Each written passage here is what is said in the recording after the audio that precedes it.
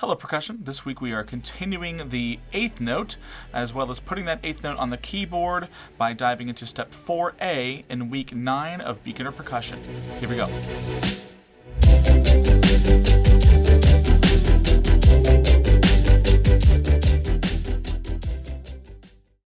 Now before we begin, I just wanted to make a quick note that we should continue to review the eighth note timing patterns and also step 4 in our book, while also supplementing this week with our keyboard playing that we'll talk about in this video.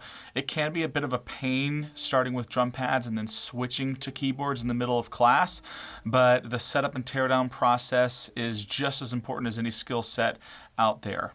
So consider practicing that process daily by setting a timer to record how long the process takes and congratulating the students whenever they beat that record, while safely setting up and tearing down, of course.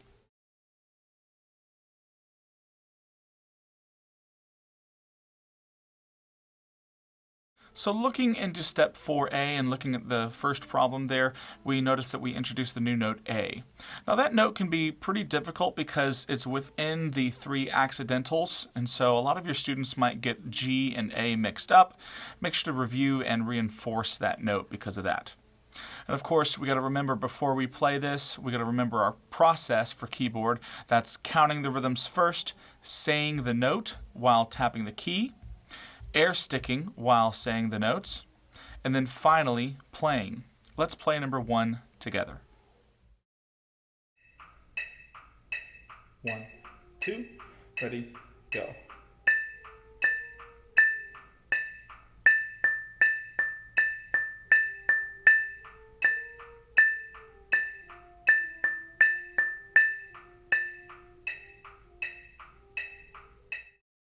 Now, number 2 is difficult because it includes large intervals. What I mean by that is that sometimes we play a note that's fairly low right next to a note that is pretty high up in the register.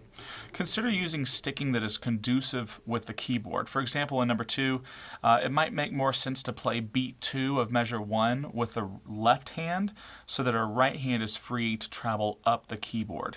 And as usual, go through the keyboard process before performing number 2. 1, 2, ready, go.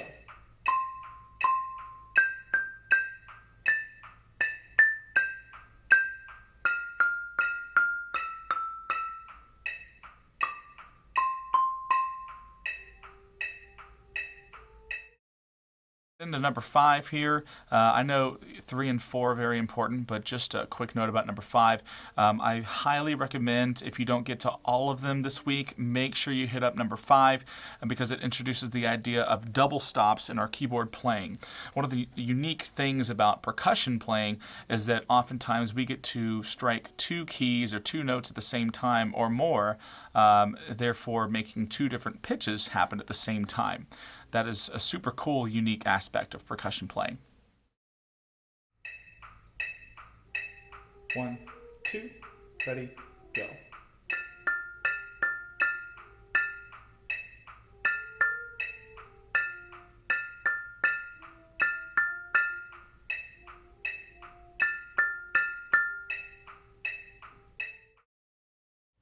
Now, number 7 is great because it takes the double stop from number 5 and it applies it to a fully functional song, and it combines all these different rhythms and concepts.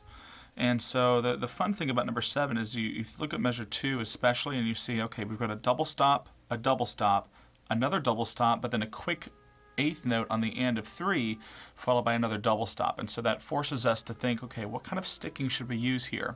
You might notice that with our double stop, obviously we're going to play the F with our right hand and the D with our left hand.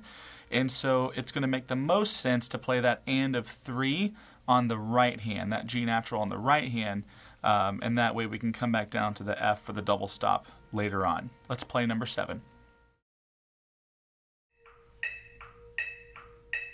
1, 2, ready, go.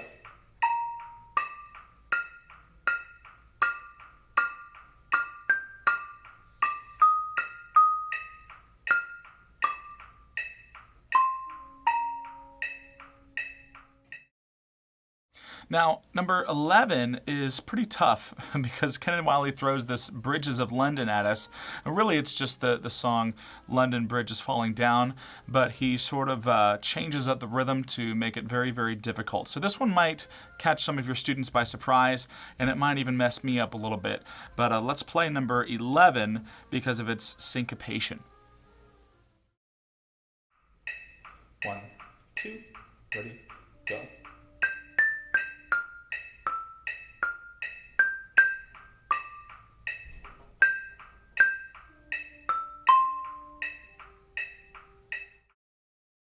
And then finally, number 12, entitled Big Surprise, is important as well because it introduces the note B natural. This one's tough to count to because of all of the upbeat eighth notes. It might be a good time to introduce your students into the whole world of subdividing or really just thinking about the constant pulse during your playing. Number 12's lowest common denominator, if you will, or fastest rhythm, is the eighth note. And so have your students subdivide eighth notes while counting and playing so that they can maintain that steady tempo. Let's play number 12 together. 1, 2, ready, go.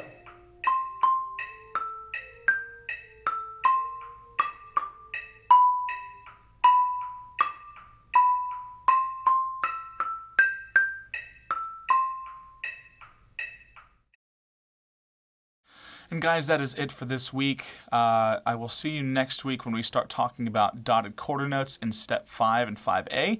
But as always, happy drumming, and I will see you next time. Bye-bye.